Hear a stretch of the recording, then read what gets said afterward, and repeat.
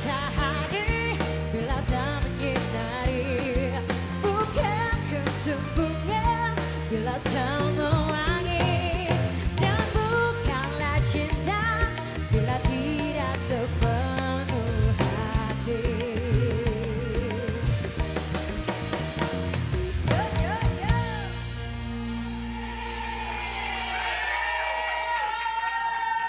Sekarang kita kedatangan pasangan artis yang hatinya sedang kelabu karena baru saja ditinggal sang ibu. Kita panggil ini dia, Kang Ferry Mariadi dan Teh Deswita Maharani.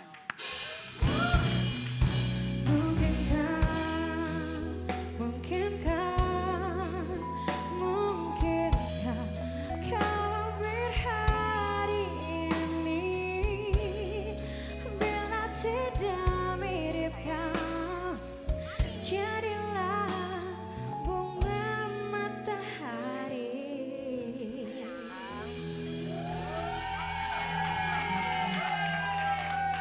Silakan duduk. Ya, terima kasih. Aku ada artikel dulu buat mereka. Apa sih artikelnya? Coba kita lihat ya. Ferry Mariadi merasa hancur dan patah hati saat ibunda wafat. Berusaha kuat karena hal ini. Oke, Kang. Ini jadi Mama kemarin meninggal di usia 79 tahun. 79 tahun. Iya. Sakit sebelumnya? Sebelumnya sakit, sekitar 1,5 tahun lah sakitnya. Oke. Nah, ini justru menjadi apa ya? Ya kalau untuk anak laki-laki kehilangan ibunya itu udah Iya, patah hati. kayak patah hati banget. gitu Hancur ya. lah hati. Sebelum Mama meninggal ada nggak pesan atau obrolan terakhir sama Mama? Mama itu sempat susah berkomunikasi langsung itu memang udah agak lama ya, udah sekitar 2 mingguan apa 3 minggu sebelum meninggal. Biasanya komunikasi itu kita cuman pegang-pegangan lihat, Mah ini nih. Jadi Mama sempat hilang kesadarannya itu sekitar 4 harian mungkin ya Bu ya, sebelum meninggal itu, sebelum dibawa ke IGD gitu. Dan gue punya kebiasaan sebelum touring. Jadi pas lagi Mama meninggal itu pas gue lagi touring lagi di luar kota. Iya, Gitu, Sulawesi. sekarang lagi di Kendari. Gitu. Jadi sebelum berangkat itu sempat pamit sama Mama itu dibisikin gitu. Tapi Mama ya memang nggak bisa komunikasi gitu. Nah terus berarti Kang Ferry, Mama udah nggak ada, Kang Ferry masih di luar kota tuh? Masih di luar kota ya. Masih di luar kota. Dikasih tahu pas di sana lagi azan maghrib, di sini jam 5 lewat seperempat, selesai sholat maghrib, ditelepon gitu, terus ya kasih kabar udah nggak ada. Langsung balik tuh di malam itu? Besoknya karena nggak dapat pesawat malam itu. Oke. Tapi gimana, sekarang dari Kang Ferry sendiri ini kan Mama udah nggak ada ya, berarti ada sesuatu yang berbeda lagi dari keluarga. Pastilah ya, ya tadi yang Ruben bilang bahwa dari awal perasaannya pasti hancur ya kita. Sebab apalagi anak laki-laki, apalagi gua tuh anak bungsu, anak mama, anak bungsu, anak paling kecil yang orang tahu bahwa gue ini anak mami gitu yang memang apa-apa tuh mama gitu. Cuman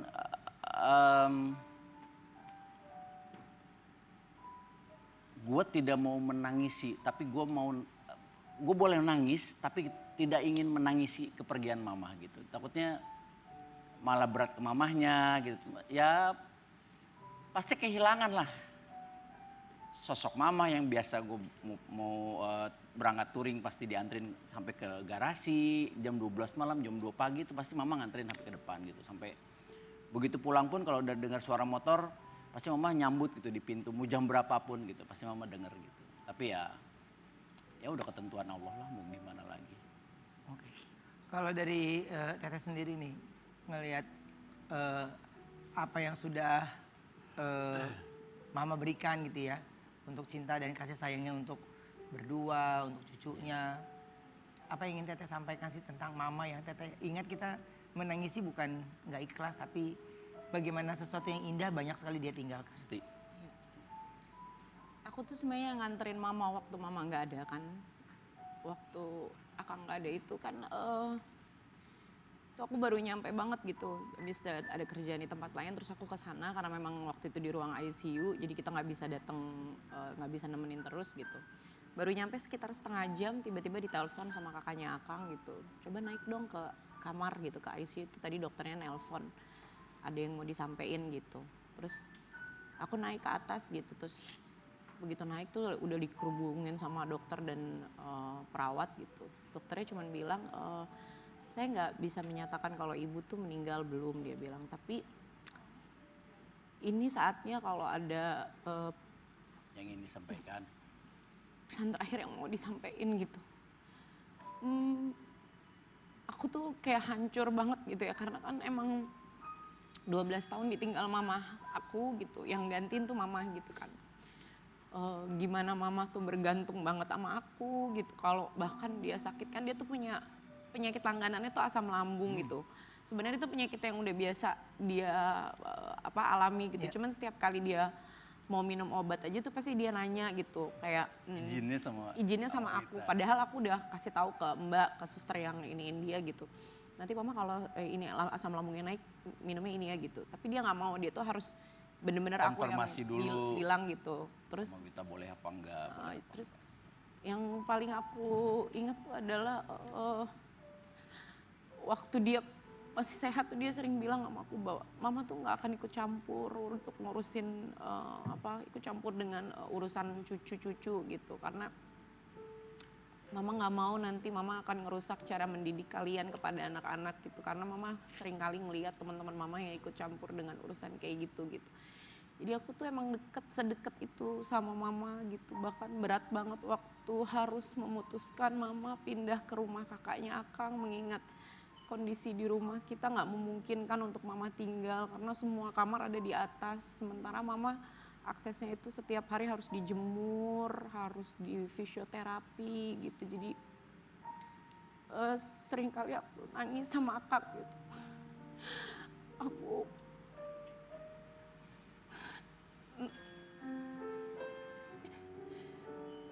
luar biasa berat lah gitu ya, karena kan bertubi-tubi banget setelah papa.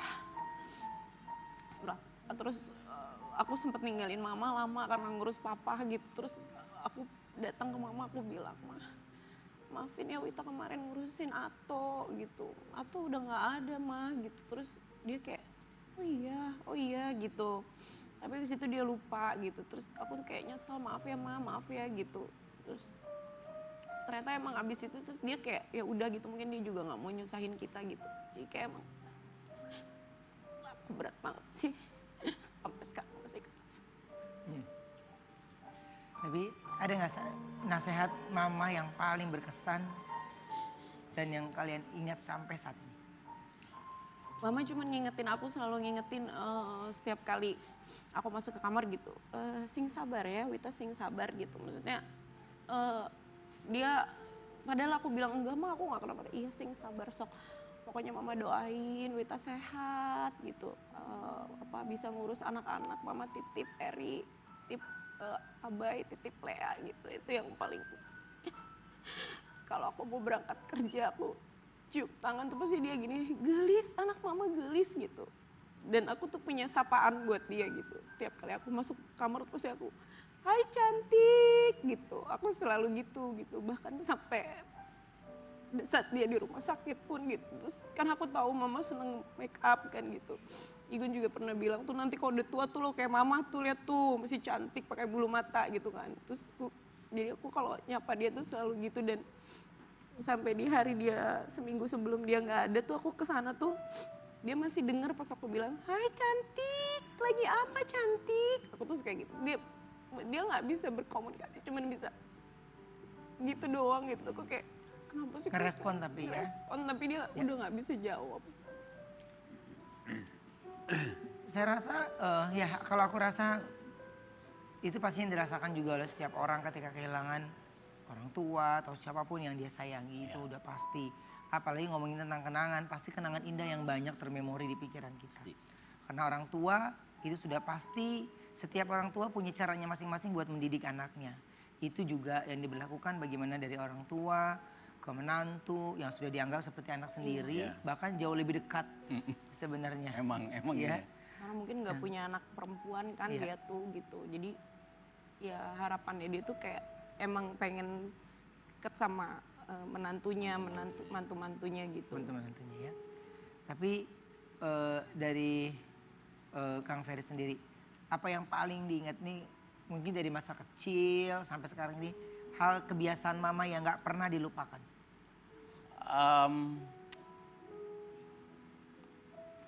Dari lahir itu kan, dari bayi aku tinggalnya di Bandung, Ben. Iya. Sama nenek sama kakek. Sampai lulus SMA baru pindah ke Jakarta. Dan kenangan yang paling aku ingat itu setiap Sabtu, Jumat malam mama tuh sama papa pasti pulang ke Bandung pakai kereta api. Dan kalau ingat zaman dulu tuh suka ada kaset Sanggar Cerita.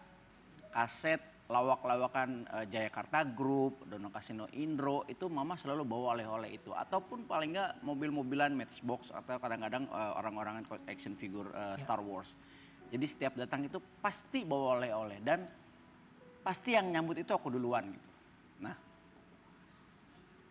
tapi yang masih membekas di aku ini sekarang setiap hari Minggu sore atau Minggu setelah Isya itu mama pasti dianterin pulang ke Jakarta sama supir. Nah di situ ada kenangan yang nggak bisa terlupakan dari hati gue pada saat mesti dada-dada sama mama sama papa gitu. Dan dari 3 anaknya, cuman gue mungkin yang manja lah gitu. Nggak mau ditinggal mama. Sampai gue inget banget, udah gede padahal itu kelas 3 apa kelas 4 SD gitu.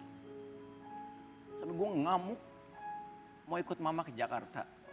Naik ke pagar, sengamuk itu waktu tengah malam jam 8 sampai jam 9 gitu. Dan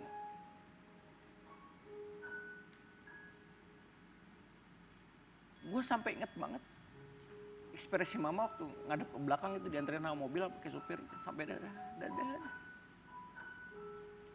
Gue teriak-teriak doang gitu. Mama, mau ikut mama.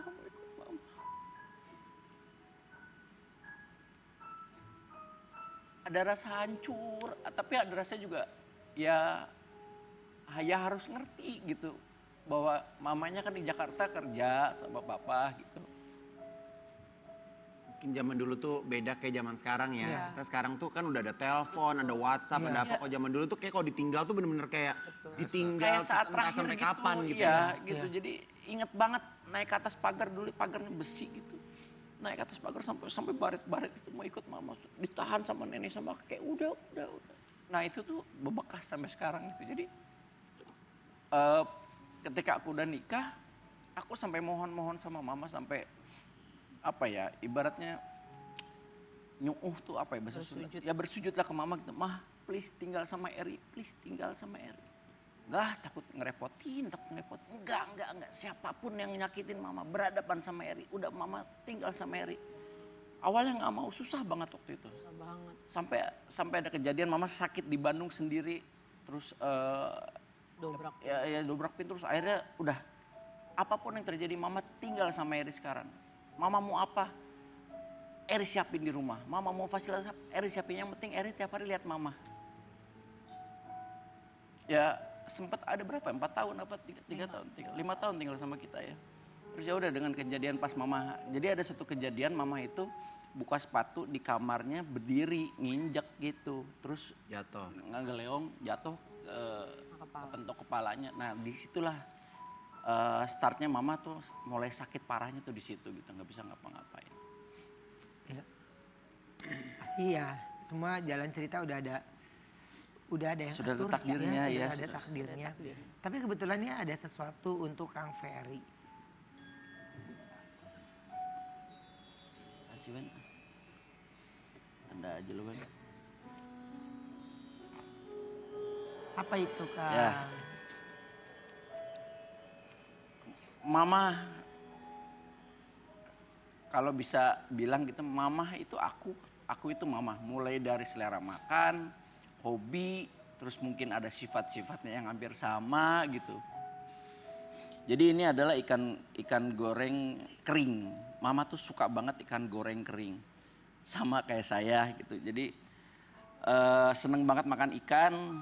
Mama paling seneng sama juga kayak saya, seneng makan ikan pakai jahenya dikupas terus dikeprek, ya diparut atau dikeprek terus pakai kecap manis, cocol-cocol pakai ini dan harus ada sayur.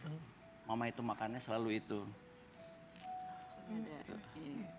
Kalau ini Kalau yang itunya apa? Oh, Kebab. Wah, Kebab. di umroh. ya waktu dulu tuh tahun berapa saya lupa. Jadi mama itu sempat aku ajakin, mah umroh yuk. Bisa ngerepotin, udah kita berdua aja yuk. Nanti aja lah kalau ada rezekinya, Eri ada. Nantilah takut, udah sama Eri aja. Jadi aku memaksakan gitu, kekeh ngajakin mama tuh, ayo mau umroh pokoknya. Mama teh sakit kakinya karena ginjalnya kan lagi sakit, jadi kakinya tuh bengkak. Takut mama nyusahin, nggak bakalan lah, udah bismillah ayo. Berangkat ke sana, lagi hujan di depan Ka'bah itu hampir setengah betis genangan airnya gitu. Ya alhamdulillah mama bisa lari gitu di sana. Pulangnya Iya pulang hujan-hujanan gitu. Aku pegang mama terus ada pegang ibu-ibu yang udah sepuh juga jalan karena kan hujannya kenceng banget, kita hujan-hujanan masuk ke kamar. Mah langsung mandi ya, langsung keramas segala. Iya. Udah mama mau disiapin apa sekarang? Eri mama teh pengen kebab. Di mana kebabnya tuh? Tadi ada waktu kita mau naik ada di belokan yang ada orang pakai peci putih. Kan semua orang pakai peci putih ya di sana. Ada pokoknya di bawah ada yang gede. Ya udah Eri cariin, hujan-hujanan lagi gue main ke bawah, cari hujan di mana yang pakai peci putih, semuanya orang pakai peci putih.